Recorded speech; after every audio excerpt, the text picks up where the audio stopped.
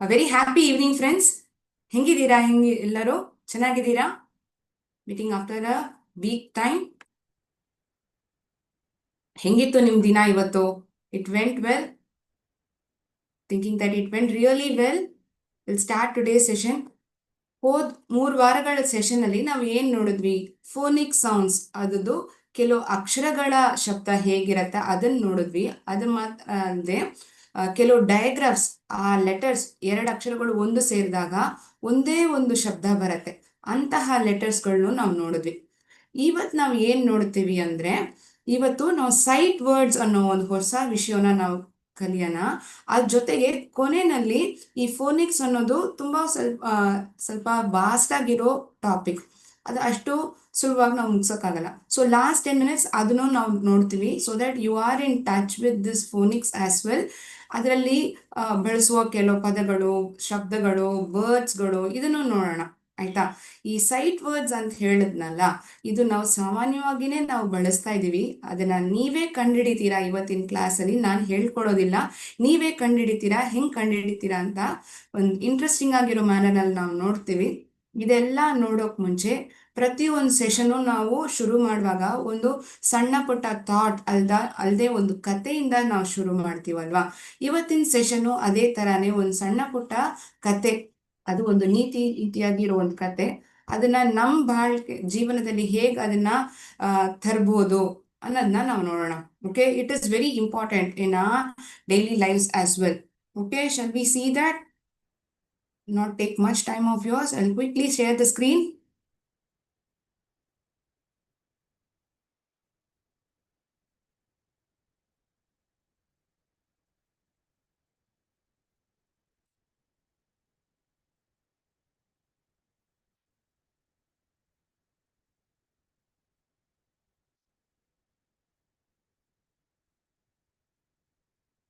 ಕೇವಲ ಕಠಿಣ ಪರಿಶ್ರಮ ಮಾತ್ರವಲ್ಲ, ಸೃಜನಶೀಲ ಚಿಂತೆಯು ಪರಿಸ್ಥಿತಿಯನ್ನು ಉಳಿಸುತ್ತದೆ. ಈ ತರ ಬರೆದಿದ್ದೀನಿ. ಅಂದ್ರೆ ಏನು? ನಾವು ತುಂಬಾ ಹಾರ್ಡ್ ವರ್ಕೋ ಇಲ್ಲಾಂದ್ರೆ ನಾನೊಂದು ವಿಷಯನ ಮಾಡೇಬೇಕು, ಅದು ಮಾತ್ರ ನಮ್ಮ ಜೀವನದಲ್ಲಿ ನಮ್ಮನ್ನ ಕಾಪಾಡೋದಿಲ್ಲ. ಅದಕ್ಕಿಂತ ಒಂದು ಹೆಚ್ಚಾಗಿರೋ ವಿಷಯನೂ ಒಂದು ಮುಖ್ಯವಾಗಿ ಬೇಕಿದೆ. ಅದು ಯಾವ್ದದು? ಆ ಕ್ರಿಯೇಟಿವ್ ಥಿಂಕಿಂಗ್. ಅದು ನಮ್ಮಲ್ಲಿ ಇದ್ರೆ ಯಾವುದೇ ಒಂಥರದ ನಾವು ಒಂದು ಸಿಚುವೇಶನ್ ಅಲ್ಲಿ ನಾವು ಹಾಕಿದ್ರು ಅದನ್ನ ನಾವು ನಮ್ಮನ್ನ ನಾವೇ ಕಾಪಾಡ್ಕೊಳ್ಬಹುದು. It is not only logical thinking, intelligence that alone saves us in critical situation. It is this creative thinking which also saves us in a tough situation. ಅದನ್ನ ಹೇಳೋ ರೀತಿಯಾಗಿ ಇರೋ ಒಂದು ಸಣ್ಣ ಕಥೆನೆ ನಾವು ನೋಡ್ತೀವಿ. ಒಂದು ಊರಲ್ಲಿ ಅಪ್ಪ ಮಗಳು ಅವರಿಬ್ರು ವಾಸ ಮಾಡ್ತಿರ್ತಾರೆ. ತುಂಬಾ ಸಂತೋಷವಾಗಿದ್ರು. ಅಪ್ಪ ಆದ್ರೆ ಒಂದು ಪಾಯಿಂಟ್ ಆಫ್ ಟೈಮ್ ಅಲ್ಲಿ ಜೀವನ ನಡೆಸೋಕ್ ಆಗ್ತಿರ್ಲಿಲ್ಲ. ಏನ್ ಮಾಡ್ತಾರೆ? ಒಬ್ರಿಂದ ದುಡ್ಡನ್ನ he takes in the form of hand loan. Okay, he takes it in the form of hand loan. ಜಾಸ್ತಿ ತಗೊಂಡ್ಬಿಟ್ಟಿರ್ತಾರೆ. ಅವ್ರ ಬಿಸ್ನೆಸ್ ನಡೆಸ್ತಿರ್ತಾರೆ. ಅದನ್ನ ರನ್ ಮಾಡೋಕ್ಕೋಸ್ಕರ ಈ ದುಡ್ಡನ್ನ ಒಬ್ರಿಂದ ತಗೊಂಡಿರ್ತಾರೆ. ದಿನ ಹೋಗ್ತಾ ಹೋಗ್ತಾ ಆ ದುಡ್ಡು ಹೆಚ್ಚಾಗ್ತಾನೆ ಇತ್ತು. ಅವರು ತಿರ್ಗಾ ಕೊಡ್ತಿರ್ಲಿಲ್ಲ. ಅವ್ರೇನ್ ಮಾಡಿದ್ರು? ಯಾರು ದುಡ್ಡು ಕೊಟ್ಟಿದ್ರು ಇವ್ರ ಹತ್ರ ಬಂದ್ಬಿಟ್ಟು, ಯಾವಾಗಪ್ಪ ಕೊಡ್ತೀಯ ದುಡ್ಡನ್ನ? ನನಗ್ ಇವಾಗ್ಲೇ ಬೇಕು, ತುಂಬಾ ದಿನ ಆಯ್ತು ನಿನ್ಗೆ ದುಡ್ಡು ಕೊಟ್ಟು, ನೀನ್ ಯಾಕೆ ಇನ್ನು ಕೊಡ್ತಾನೆ ಇಲ್ಲ? ನೀನು ಎಷ್ಟು ದಿನ ತಗೊಳ್ತೀಯೋ ಅದಕ್ಕಿಂತ ಹೆಚ್ಚಾಗಿರೋ ಇಂಟ್ರೆಸ್ಟ್ ನಾನು ಹಾಕ್ತೀನಿ ಅಂತ ಹೇಳಿದ್ರಂತೆ.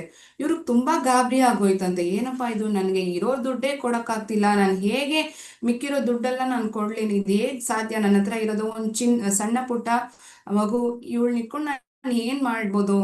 ಹೆಂಗ್ ಸಾಧ್ಯ? ಈ ತರ ಎಲ್ಲ ಯೋಚನೆ ಮಾಡ್ತಿದ್ರಂತೆ. ಒಂದ್ ದಿವಸ ಏನಾಯ್ತು, ಈ ದುಡ್ಡು ಹೆಚ್ಚಾಗ್ತಾನೆ ಹೋಯ್ತು. ಇವರು ಸ್ವಲ್ಪ ದುಡ್ಡೇ ಕೊಡ್ತಿದ್ರು.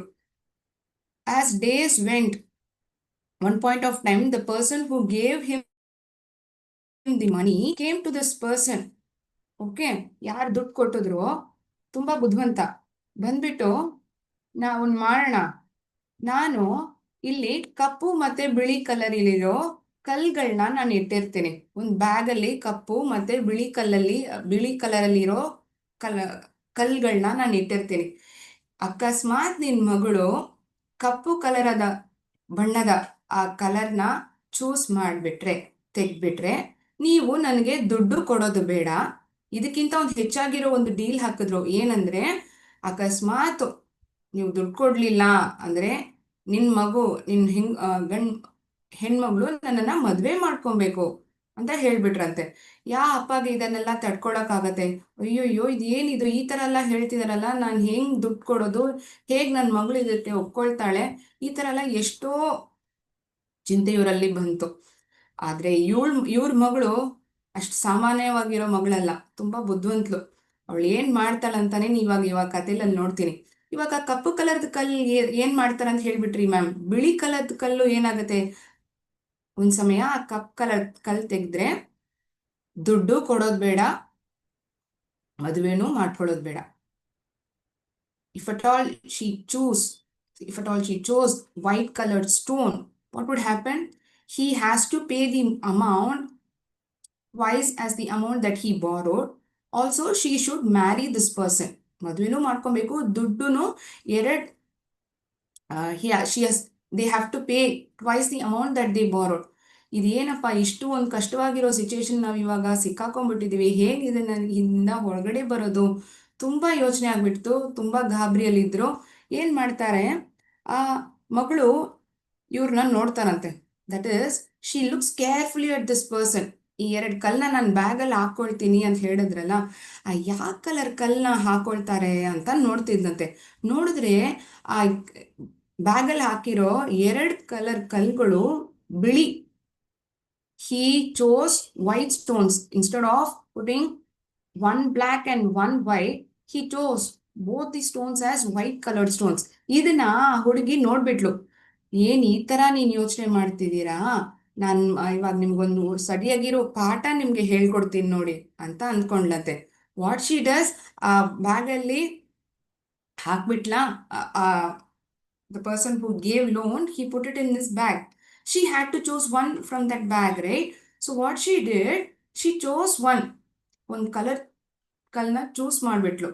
ಅದು ಚೂಸ್ ಮಾಡಿದ ಕಲ್ಲು ಕೆಳಗಡೆ, ಇಲ್ಲಿ ನೋಡಿ, ಇಲ್ಲಿ ಕೆಳಗಡೆ ಎಷ್ಟೋ ಕಲ್ಗಳು ಕೆಳಗಡೆ ಇದೆಯಲ್ಲ, ಅದ್ರಲ್ಲಿ ಬಿದ್ದೋಯ್ತು. ಅಂದ್ರೆ ಬಿದ್ದಿರೋ ಕಲ್ ಯಾವುದು? ಬಿಳಿ ಕಲರ್ ಕಲ್ಲ. ಎರಡೂನೇ ಬಿಳಿ ಕಲರ್ ಕಲ್ಲೇ. ಇವ್ರು ತುಂಬಾ ಬುದ್ಧಿವಂತ ಅಂತ ಹಾಕೊಂಡಿದ್ರು. ಆದ್ರೆ ಅವಳೇನ್ ಮಾಡ್ಬಿಟ್ಲು, ಕೆಳಗಡೆ ಬಿದ್ದಿದ್ ಕಲ್ಲು ಬಿಳಿ ಕಲರ್ ಕಲ್ಲು. ಇವಾಗ ಬ್ಯಾಗ್ ನೋಡಿದ್ರೆ ಒಂದೇ ಒಂದಿದೆ, ಅದು ಯಾವುದು? Black colour stone. ಇವಾಗ ದುಡ್ಡು ಕೊಡೋದು ಬೇಡ, ನಾನು ಅವ್ರನ್ನ ಮದ್ವೆ ಮಾಡ್ಕೊಳ್ಳೋದು ಬೇಡ. She escape from this situation. Although she knew this person cheated by putting 2 white stones in the bag, how she escaped from this situation? Assuming it that the other stone was black. The other stone was black or white. What she did? ಕೆಳಗ್ ಬಿದ್ದಿರೋ ಕಲ್ಲೇ ಬಿಳಿ colour ಕಲ್ಲು, ನಾನ್ choose ಮಾಡಿರೋದು ಕಪ್ಪು ಅಂತ ಹೇಳ್ಬಿಟ್ಲಂತೆ. So she escape from this situation. So ಈ ರೀತಿಯಾಗಿ ನಾವು ನೋಡಿದ್ರೆ we get to know that it's the creative thinking. ಈ ಸಾಮಾನ್ಯವಾಗಿ ನಾವು ಇಂತಹ ಚಿಂತನೆಗಳು, ಇಂತಹ ಥಾಟ್ಸ್ ನಮ್ಗೆ ಬರೋದಿಲ್ಲ.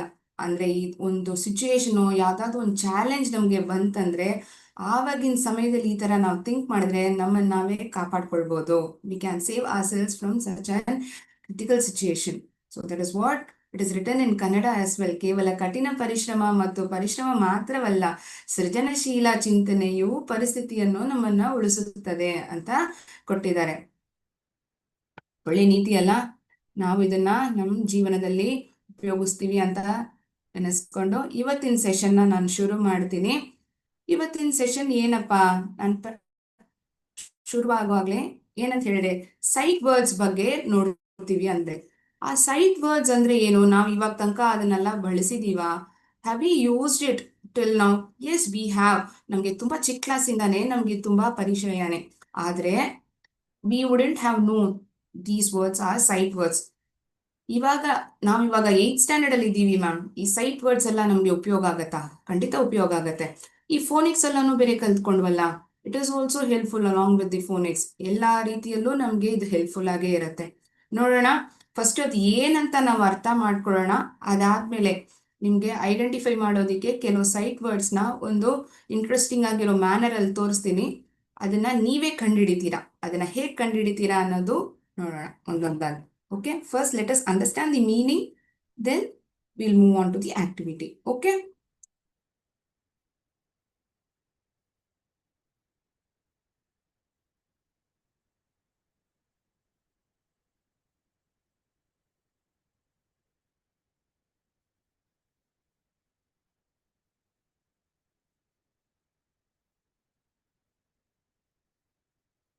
Sight words. ಸೈಟ್ ವರ್ಡ್ಸ್ ಅನ್ನೋದು ಟಾಪಿಕ್ ಅಂತ ಹೇಳಿದ್ದೆ. ಓಕೆ, ಇದರಲ್ಲಿ ಏನ್ ಮ್ಯಾಮ್ ಕಲ್ತ್ಕೊಳ್ತೀವಿ? ಏನಿದು? ಸಾಮಾನ್ಯವಾಗಿ ಬಳಸೋ ಪದಗಳೇ ಇದು. ಸಾಮಾನ್ಯವಾಗಿ ಬಳಸೋ ಪದಗಳಂದ್ರೆ they are commonly, sight words are commonly used words. ಸಾಮಾನ್ಯವಾಗಿ ನಾವು ಉಪಯೋಗಿಸೋ ಪದಗಳೇ. ಓಕೆ, ಅದನ್ನ ನಾವು ನೋಡಿದ ತಕ್ಷಣ ನಾವು ಅದನ್ನ ಕಂಡುಹಿಡಿಬಹುದು. We can identify it instantly. If I look at the picture or any hint given pertaining to it, we can recognize the word instantly. ಅದನ್ನ ನಾವು ಗುರುತಿಸಬಹುದು. That we can recognize instantly.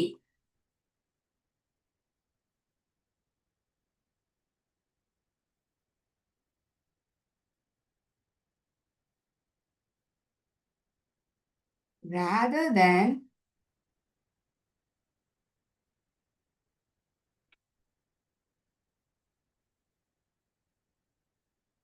Sounding them out ಅಂದ್ರೆ ಒಂದೊಂದು ಅಕ್ಷರಗಳನ್ನ ಅದರದ್ದು sound, ಇವಾಗ phonics ಅಲ್ಲಿ ನಾವು 3 ವಾರ ಕಲ್ತ್ವಲ್ಲ, ಪ್ರತಿಯೊಂದು ಅಕ್ಷರ ಅದನ್ನ ಹೇಗ್ ನಾವು ಪ್ರೊನೌನ್ಸ್ ಮಾಡ್ಬೇಕು, ಅದ್ರದ್ದು ಶಬ್ದ ಹೇಗ್ ಬರುತ್ತೆ, ಅಂತಹ ರೂಲ್ ನ ಸಾಮಾನ್ಯವಾಗಿ ಇಂತಹ ಸೈಡ್ ವರ್ಡ್ಸ್ಗೆ ನಾವು ಉಪಯೋಗಿಸೋದಿಲ್ಲ. The possibility, the probability that we use phonics to these side words is very much minimal. Okay, rather than sounding them out. ಅದಕ್ಕೆ ಇದನ್ನ ನಾನು ಬರ್ದಿರೋದು.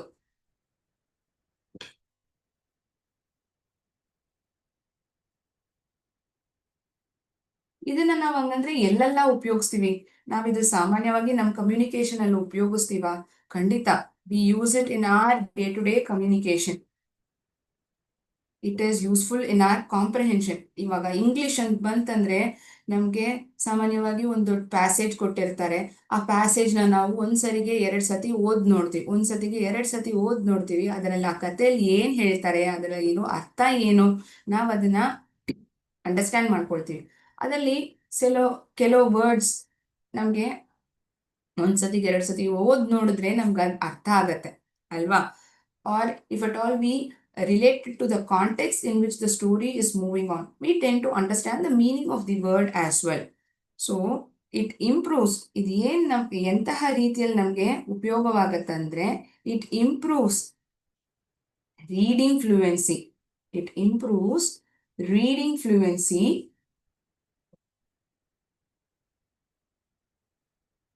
and comprehension. ವೊಕ್ಯಾಬ್ಲರಿ ಇಂಪ್ರೂವೈಸ್ ಆಗುತ್ತೆ, ಕಾಂಪ್ರಹೆನ್ಷನ್ ಅಲ್ಲಿ ನಾವು ಇದನ್ನು ಉಪಯೋಗಿಸ್ತೀವಿ, ನಮ್ಮ ರೀಡಿಂಗ್ ಫ್ಲೂಯೆನ್ಸಿ ಹೆಚ್ಚಾಗತ್ತೆ. ಫ್ಲೂಯೆನ್ಸಿ ಅಂದ್ರೆ ಏನು? ನಾವು ಮಾತಾಡೋ ರೀತಿ. ತುಂಬಾ ಕಷ್ಟಪಟ್ಟು ಒಂದು ಪದ, ಅದು ಏನಪ್ಪ ಅದು ಏನಂದ್ರೆ ನನ್ಗೆ ಗೊತ್ತಿಲ್ವಲ್ಲ, ಅದು ಹೇಗೆ ಹೇಳೋದು, ಈ ತರ ನಾವು ಯೋಚನೆ ಮಾಡಲ್ಲ, ಸರಳವಾಗಿ ನಮ್ಗೆ ಅದು ಬಂದ್ಬಿಡತ್ತೆ ಮಾತಾಡುವಾಗ. So that is called as reading fluency. ಆಯ್ತಾ? ಸೊ ಇದು ಏನ್ ವರ್ಡ್ಸ್ ಇದೆಲ್ಲ ನಾವು ಚಿಕ್ಕ ಕ್ಲಾಸಲ್ಲಿ ಬೇರೆ ಓದಿದೀವಿ ಅಂತ ಹೇಳ್ತೀರಲ್ಲ ಮ್ಯಾಮ್, ಯಾವ ತರ ವರ್ಡ್ಸ್ ಎಲ್ಲ ನಾವು ಚಿಕ್ಕ ಕ್ಲಾಸಲ್ಲಿ ನೋಡಿರ್ತೀವಿ? ಇವಾಗೆಲ್ಲ ನೋಡಿದ್ರೆ ಪ್ರೈಮರಿ, ಪ್ರೀ ಪ್ರೈಮರಿ ಇಂತಹ ಚಿಕ್ಕ ಮಕ್ಕಳಿಗೂ ಇಂತಹ ವರ್ಡ್ಸ್ ಬರುತ್ತೆ. ಡೂ, ಆನ್, ಅವ್ರಿಗೆಲ್ಲ 2 ಲೆಟರ್ ವರ್ಡ್, 3 ಲೆಟರ್ ವರ್ಡ್ಸ್. ನಾವೆಲ್ಲ ಇವಾಗ ಸ್ವಲ್ಪ ದೊಡ್ಡ ಕ್ಲಾಸ್ ಅಲ್ಲಿ ಇದೀವಿ, ಈ ತರ 2 ಲೆಟರ್ ವರ್ಡ್ ಎಲ್ಲ ನಾವು ಓದ್ತೀವಾ? ಖಂಡಿತ ಅಲ್ಲ. We are in a higher class. Definitely we will be using a 5 letter word, 6 letter word. By looking at the word itself, we'll be able to identify it. Or if at all a hint is given, we'll be able to identify. So I'm talking at the perspective of a pre-primary or primary level. ಇಂತಹ words ನಮಗೂ ಗೊತ್ತಿರತ್ತೆ ಆ level ಅಲ್ಲಿ ನೋಡಿದ್ರೆ. The, act. So these are all some of the sight words that we commonly know. ನಮ್ ಕ್ಲಾಸ್ಗೆ, ಇವಾಗ ನಾವು ಓದ್ತಿರೋ ಈ ಸ್ಟ್ಯಾಂಡರ್ಡ್ಗೆ ನಮ್ಗೆ ಬೇಕಾಗಿರೋ ಆ ಸೈಟ್ ವರ್ಡ್ಸ್, ನಾವು ಉಪಯೋಗಿಸೋ ಸೈಟ್ ವರ್ಡ್ಸ್ ಅದನ್ನ ನಾವು ನೋಡೋಣ. ಆಯ್ತಾ?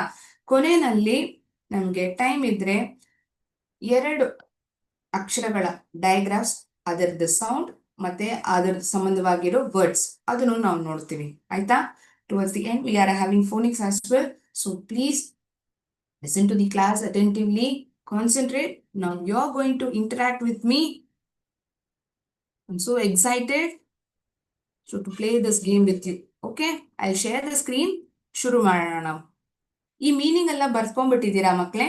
ಈ ಸೈಟ್ ವರ್ಡ್ಸ್ ಅಂದ್ರೆ ಏನಂತ ನಾನು ಬೋರ್ಡಲ್ಲಿ ಬರ್ದಿದ್ದೀನಿ, ಅದ್ರದ್ದು ಅರ್ಥ ನೀವು ಬರ್ಕೊಂಡ್ಬಿಟ್ಟಿದ್ದೀರಾ? Have you made a note of it?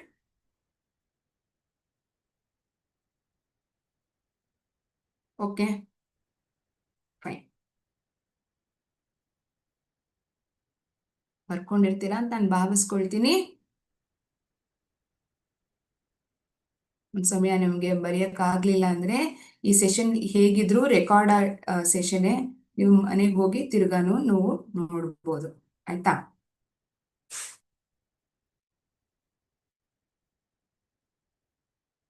ಈ ಮ್ಯಾಗಝಿನ್ ಅಲ್ಲೆಲ್ಲ ನೀವು ಈ ಪಜಲ್ ಎಲ್ಲ ಸಾಲ್ವ್ ಮಾಡಿರ್ತೀರಲ್ವಾ? ಅದ್ ವರ್ಡ್ ನ ಕಂಡಿಡಿಯಕ್ಕೆ ಹೇಳಿರ್ತಾರೆ, ಒಂದು ಕ್ಲೂ ಕೊಟ್ಟಿರ್ತಾರೆ. ಆ ಕ್ಲೂ ಸಂಬಂಧವಾಗಿರೋ ವರ್ಡ್ ನ ನಾವು ಕಂಡುಹಿಡಿಬೇಕು. ಇಂಟ್ರೆಸ್ಟಿಂಗ್ ಆಗಿ ಇರತ್ತಲ್ವಾ?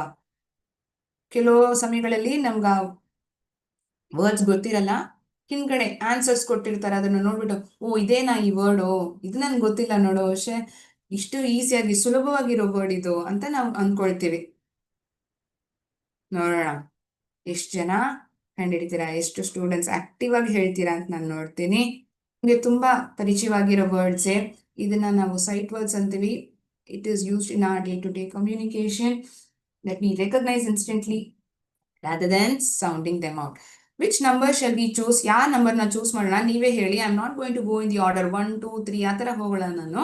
ನೀವೇ ನಂಬರ್ ಹೇಳಿ, ಆ ನಂಬರ್ಗೆ ಸಂಬಂಧವಾಗಿರೋ ಕ್ಲೂನೋ ಪಿಕ್ಚರೋ ಇಲ್ಲಾಂದ್ರೆ ಅದಕ್ಕೆ ಸಂಬಂಧವಾಗಿರೋ ಒಂದು ಕನ್ನಡ ವರ್ಡ್ ಅಲ್ಲಿ ಇರುತ್ತೆ, ಅದ್ರದ್ದು ಇಂಗ್ಲಿಷ್ ವರ್ಡ್ ಏನಂತ ನೀವು ಕಂಡುಹಿಡಿತೀರಾ. Can you tell me the number so that I can choose? Okay, ನಾನೇ ಶುರು ಮಾಡ್ಲಾ? ಫಸ್ಟ್ ನಾನೇ ನಂಬರ್ನ ಚೂಸ್ ಮಾಡ್ತೀನಿ, ನೆಕ್ಸ್ಟ್ ಎಲ್ಲ ನೀವು ಹೇಳ್ತೀರಾ ನಾನು ಅನ್ಕೊಳ್ತೀನಿ. ಓಕೆ, ನನ್ನ ಫೇವ್ರೆಟ್ ನಂಬರ್ 5. ನಾನು 5 ಇಂದ ಚೂಸ್ ಮಾಡ್ತೀನಿ. Observed as celestial bodies that seem to move independently across the night sky. ಈ ಒಂದು ಆಕ್ಟಿವಿಟಿ ನೋಡಿದ್ರೇನೆ ನಿಮ್ಗೆ ಎಲ್ಲಿರೋ ತರ ಇದೆ, ಒಂದು ಸ್ಪೇಸ್ ಅಲ್ಲಿ ಇರೋ ತರ ಇದೆ ಅಲ್ವಾ? ಅಲ್ಲಿ ಏನಿರುತ್ತೆ ನಮ್ಮ ಆಕಾಶದಲ್ಲಿ, ಅಲ್ಲಿ ರಾತ್ರಿ ಹೊತ್ತಲ್ಲಿ ಏನೆಲ್ಲ ಇರುತ್ತೆ, ಏನೆಲ್ಲ ಹೋಗ್ತಿರತ್ತೆ. It is considered as celestial bodies ಅಂತ ಬೇರೆ ಕೊಟ್ಟಿದ್ದೀನಿ ಹಿಂಟ್ ಆಗಿ. Observed as celestial bodies that seem to move independently, ಅದುವಾಗೆ ಅದು ಓಡಾಡತ್ತೆ. Where moves across the night sky. ಏನಿದು? ಈ ವರ್ಡ್ ಏನು? 5 ಲೆಟರ್ ವರ್ಡಾ? ಎಷ್ಟು letter word ma'am? 1 2 3 4 5 6. It is a 6 lettered word. ಆ ವರ್ಡ್ ಏನದು? ಇಲ್ಲೊಂದು ಪಿಕ್ಚರ್ ಬೇರೆ ಕೊಟ್ಟಿದ್ದೀನಿ ನಿಮ್ಗೆ, ಸೊ ದಟ್ ನಿಮ್ಗೆ ಈಸಿಯಾಗಿರತ್ತೆ ಕಂಡುಹಿಡಿಯೋದಿಕ್ಕೆ. ಯೋಚನೆ ಮಾಡ್ತಾ ಇದ್ದೀರಾ? ಮಾಡಿ ಮಾಡಿ, ಚೆನ್ನಾಗಿ ಮಾಡಿ, ನನಗೆ ಹೇಳಿ ನೋಡೋಣ.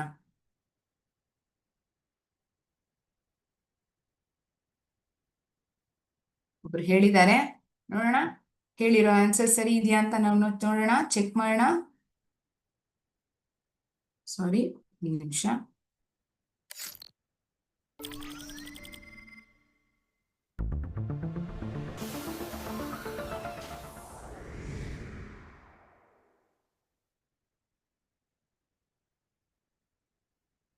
ಪ್ಲಾನೆಟ್ ಅಂತ ಹೇಳಿದ್ದಾರೆ, ನೋಡೋಣ. ಪರ್ಫೆಕ್ಟ್, ಸೂಪರ್, ಅದ್ಭುತ ಮಕ್ಕಳೇ, ಚೆನ್ನಾಗಿ ಕಂಡುಹಿಡಿದಿದ್ದೀರಾ. ಇದೇ ರೀತಿಯಾಗಿ ಮಿಕ್ಕಿರೋ ವರ್ಡ್ಸ್ನು ನಾವು ಐಡೆಂಟಿಫೈ ಮಾಡೋಣ. ಆಯ್ತಾ? ನೆಕ್ಸ್ಟ್ ಯಾವ ನಂಬರ್ ಹೋಗೋದು? There are 15 words. We need to identify them. Come on, quickly choose the number. We'll see the clue and we'll start identifying the word. Next number is 4. 4 ಅಂತ ಹೇಳಿದ್ದಾರೆ, ನೋಡೋಣ ಇದ್ರದ್ದು ಕ್ಲೂ ಏನಂತ. Doctor, nurse, patient, treatment. ಈ words ಎಲ್ಲ ನೋಡಿದ್ರೆ ಯಾವುದೋ ಒಂದು ಜಾಗದಲ್ಲಿ ಇವ್ರನ್ನೆಲ್ಲ ನಾವು ನೋಡ್ಬೋದು. ಎಲ್ಲಿರ್ತಾರೆ, ನಾವು ಎಲ್ಲಿ ಅದನ್ನ ತಗೊಳ್ತೀವಿ, ಟ್ರೀಟ್ಮೆಂಟ್ ನ ಎಲ್ಲಿ ತಗೊಳ್ತೀವಿ, ಆ ಜಾಗ ಹೆಸರು ಏನು? ಇಲ್ಲೊಬ್ಬ ವ್ಯಕ್ತಿ ಅಡ್ಮಿಟ್ ಆಗಿದ್ದಾರೆ, ಡಾಕ್ಟರ್ ನೋಡ್ತಿದ್ದಾರೆ, he is giving treatment.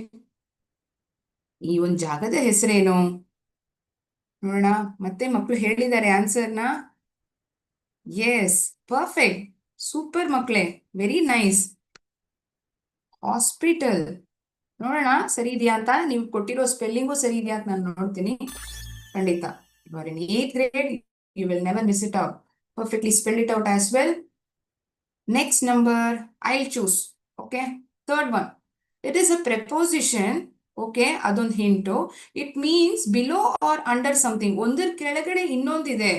It means below or under something. ಇಲ್ಲಿ ನೋಡಿದ್ರೆ ಈ ಹುಡುಗ ಆ ಟೇಬಲ್ ಕೆಳಗಡೆ ಕೂತಿದ್ದಾನೆ. ಕೆಳಗಡೆ ಅಂದ್ರೆ ಬಿಲೋ ಅಂತೀವಿ ಮ್ಯಾಮ್. ಆದ್ರೆ ಇದರಲ್ಲಿ ನಾವು ಏನ್ ಅನ್ಬೋದು? another word that we use. How many lettered word it is? 3, 4, 5, 6, 7. ನೋಡೋಣ, ಒಬ್ರು ಹೇಳಿದ್ದಾರೆ ಅದನ್ನ ಆನ್ಸರ್ ಸರಿ ಇದೆಯಾ ಅಂತ. Wow, amazing kids, you are super. ಸಖತ್ತಾಗಿ ಕಂಡುಹಿಡಿತಿದ್ದೀರಾ. ಇಲ್ಲಿ ನೋಡೋಣ, 13th one, ಇಲ್ಲಿ ಐ ಅಂತ ಶುರುವಾಗೋ ಲೆಟರ್ ಇದೆ. ಕ್ಯಾನ್ ಬಿ ಟ್ರಾನ್ಸ್ಲೇಟೆಡ್ ಆಸ್ ವ್ಯಕ್ತಿ. ಕನ್ನಡದಲ್ಲಿ ವ್ಯಕ್ತಿ ಅಂತ ಹೇಳ್ಬೋದು, ಮನುಷ್ಯ ಅಂತ ಹೇಳ್ಬೋದು, ಇಲ್ಲಾಂದ್ರೆ ಒಬ್ಬ. ಇವೆಲ್ಲ ಈ ಪದಗಳನ್ನ ನಾವು ಹೇಳ್ದೋದು ಒಂದೇ ಒಂದು ವರ್ಡ್ಗೆ ಇಂಗ್ಲಿಷ್ ಅಲ್ಲಿ. ಅವ್ರನ್ನ ಏನ್ ಅನ್ಬೋದು? ಪರ್ಸನಾ ಮ್ಯಾಮ್? ಪರ್ಸನ್ ಅಂತ ಒಬ್ರು ಹೇಳಿದ್ದಾರೆ.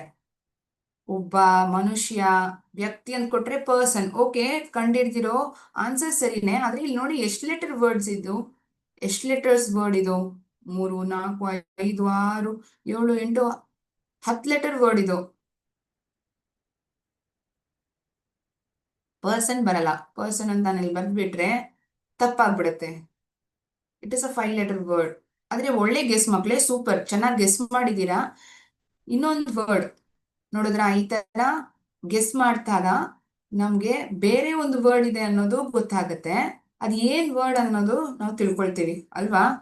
Other word, what is it? Individual. Individual. ನನ್ ಜೊತೆ ನೀವು ಕಂಡಿಡ್ತಿದ್ದೀರಾ? Will see if you are also identified as same. Individual. Very nice. Next, second one, 8 letter word, synonym to think about.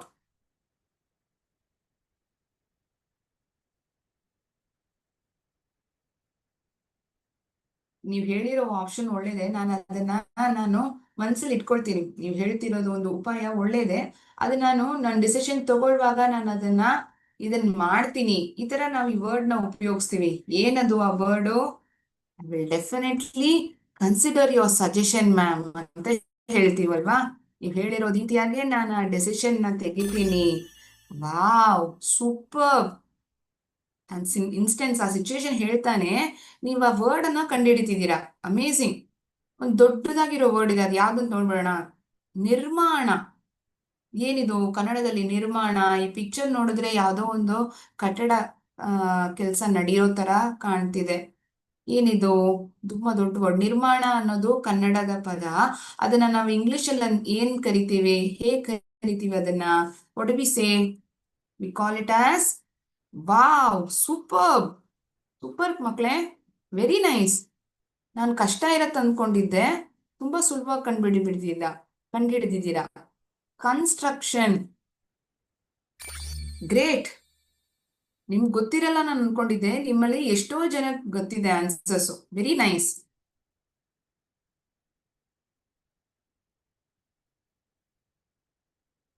Next ಯಾವ number choose ಮಾಡೋದು?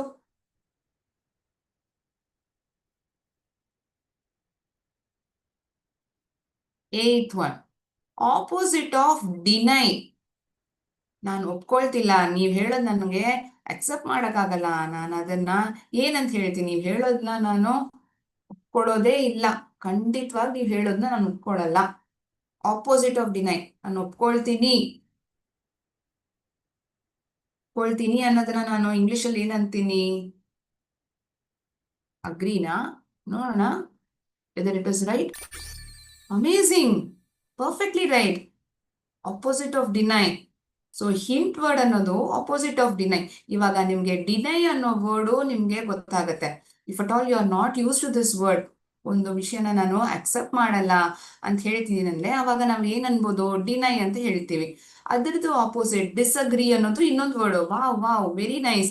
ಡಿನೈಗೆ ಬೇರೆ ಒಂದು word ಹೇಳಿದ್ದಾರೆ ನನಗೆ ಚಾಟ್ ಬಾಕ್ಸ್ ಅಲ್ಲಿ. ಡಿಸ್ಅಗ್ರಿನೂ ಹೇಳ್ಬೋದಲ್ವಾ ಮ್ಯಾಮ್? ಖಂಡಿತವಾಗಿ ಹೇಳ್ಬೋದು. ಅಗ್ರಿ ಇದು ಆಪೋಸಿಟ್ ಡಿಸ್ಅಗ್ರಿ ಅಂತಾನು ನೀವು ಹೇಳ್ಬೋದು. See, we are exchanging the amount of the information that we know. ಹೊಸದಾಗಿರೋ ವಿಷಯನೂ ಕಲಿತಿದೀವಿ, ಗೊತ್ತಿರೋ ವಿಷಯನೂ ನಾವು ಶೇರ್ ಮಾಡ್ಕೊಳ್ತಾ ಇದ್ದೀವಿ ಅಲ್ವಾ? Very nice. So for this word, synonyms include words like hazardous, perilous, risky, unsafe.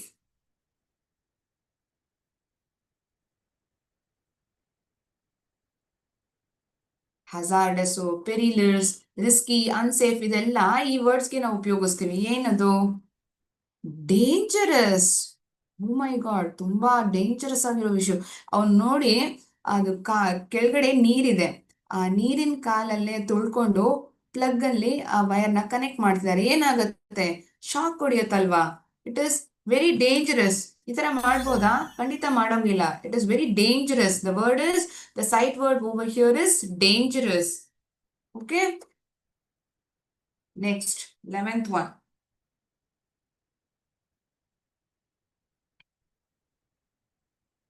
I had the rare dash of speaking to the president. ನನ್ಗೊಂದು ಅವಕಾಶ ಸಿಕ್ತು ಪ್ರೆಸಿಡೆಂಟ್ ಜೊತೆಗೆ ಮಾತಾಡೋದಿಕ್ಕೆ. ನನ್ಗೊಂದು ಅಪೂರ್ವವಾಗಿರೋ ಒಂದು ಅವಕಾಶ ನನ್ಗೆ ಸಿಕ್ತು ಅವ್ರ ಜೊತೆ ಮಾತಾಡೋದಿಕ್ಕೆ. I had the rare dash, the word we need to find. ಏನದು? ನನ್ಗೊಂದು ಅವಕಾಶ ಸಿಕ್ತು, ಅಪರ್ಚುನಿಟಿ. ಟಿ ಯು ಬರತ್ತಾ, ಟಿ ಐ ಬರತ್ತಾ? ಟಿ ಯುನೇ ಬರುತ್ತೆ. ಸೂಪರ್, ಸ್ಪೆಲ್ಲಿಂಗು ಸರಿ ಕಂಡುಹಿಡಿದಿದ್ದೀರಾ. 10th one, this involves exhaling slowly and steadily underwater. Underwater, it involves exhaling slowly and steadily. So where is this person?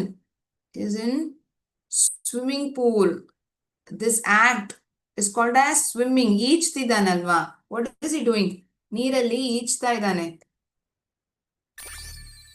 ನೀರಲ್ಲಿ ಈಜ್ತಾ ಇದ್ದಾನೆ. ವಾವ್, ಸೂಪರ್ ಸೂಪರ್ ಮಕ್ಕಳೇ, ತುಂಬಾ ಚೆನ್ನಾಗಿ ಕಂಡುಹಿಡಿತಿದ್ದೀರಾ. ಇಂಡಿಯಾ ಟುಡೇ, ನಿಮಿಷ.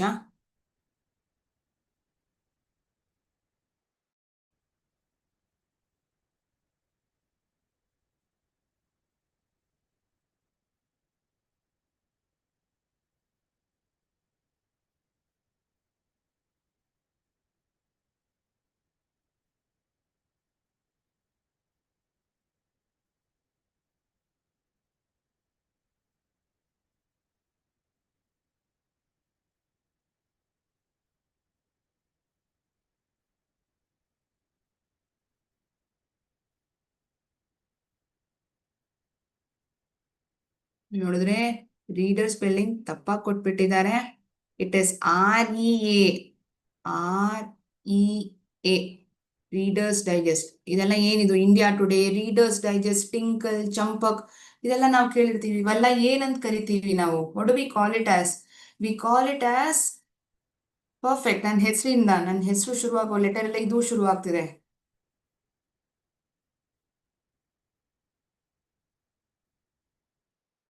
Magazine. Magazine is the word. The sight word that we have identified is magazine. Okay.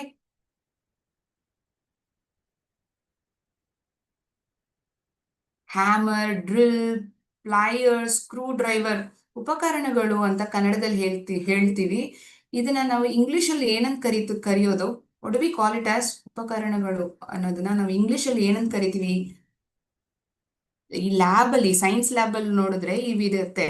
V use it commonly in science labs. What is the word? Can you guess it?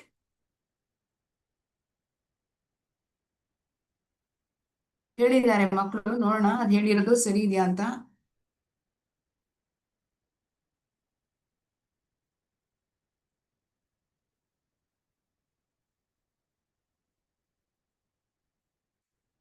Equipment ಅಂತ ಕೊಟ್ಟಿದ್ದಾರೆ, ನೋಡೋಣ ಸರಿ ಇದೆಯಾ ಅಂತ. equipment spelling ನೋಡಿ ಮಕ್ಕಳೇ, ಮತ್ತೊಂದ್ಸತಿ ನೋಡ್ಕೊಬೇಕು spelling ಹೇಳೋಕ್ ಮುಂಚೆ, whether it is right or wrong, we need to check it as well. Okay, super. Equipment. Number 1, person who enforces law, investigates crimes. What is this person called as? ಇವ್ರನ್ನ ಏನಂತ ಕರಿತೀವಿ? ಇಲ್ಲಿ ನೋಡಿದ್ರೆ ಒಂದು ಪಿಕ್ಚರ್ ಬೇರೆ ಕೊಟ್ಟಿದ್ದಾರೆ. ಈ ಪಿಕ್ಚರ್ ಇದ್ರದ್ದು ಒಂದು hint.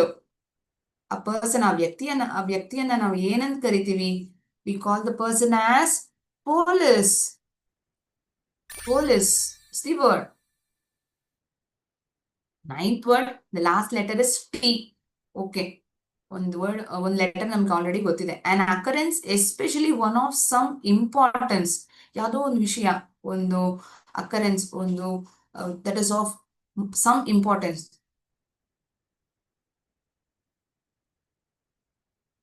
an occurrence, especially one of some importance. ಯಾವುದೋ ಒಂದು ವಿಷಯ ತುಂಬಾ ಮುಖ್ಯವಾಗಿರೋದು, ಅದನ್ನ ನಾವ್ ಏನಂತ ಕರಿತೀವಿ? we call it as an event. An event. One word is left out. Last word is 15th one. The word has a synonym scare. ಹೆದರ್ಕೊಳ್ಳೋದು, ಇಲ್ಲಾಂದ್ರೆ ಭಯ ಪಡೋದು. Antonym is fearless. ಏನಿದು? How many lettered word it is? 3, 4, 5, 6, 7, 8. 8 lettered word it is. And the word has a synonym called as scare. ಭಯ ಪಡೋದು. ಇನ್ನೊಂದು opposite, ಭಯ ಪಡದೇ ಇರೋದು. So what do we have? Synonym ಅಂದ್ರೆ ಏನು? ಅದೇ ಅರ್ಥ ಕೊಡೋ ಮತ್ತೊಂದು ಪದ, ಅದನ್ನೇ ನಾವು ಸ್ಕೇರ್ ಅಂತ ಹೇಳೋದು. ಈ ವರ್ಡ್ಗೆ ಸಮಾನಾರ್ಥಕ ಪದ, ಕರೆಕ್ಟ್, ಸಮಾನಾರ್ಥಕ ಪದ, ಅದು ಸ್ಕೇರ್. ಅದೇನ್ ಗೊತ್ತಾ? Shall I tell you? ಇಲ್ಲಿ ನೋಡಿದ್ರೆ ಈ ಪಿಕ್ಚರ್ ನೋಡಿದ್ರೆ ಇವನ್ ಏನ್ ಮಾಡ್ತಿದ್ದಾನೆ? ತುಂಬಾ ಯಾವ್ದೋ ನೋಡಿ ಹೆದರ್ಕೊಂಡ್ಬಿಟ್ಟಿದ್ದಾನೆ, ಭಯ ಪಡ್ತಿದ್ದಾನೆ ಅಲ್ವಾ? he has got frightened. ಹೆದರ್ಕೊಂಡ್ಬಿಟ್ಟಿದ್ದಾನೆ. Frighten is the word. Okay.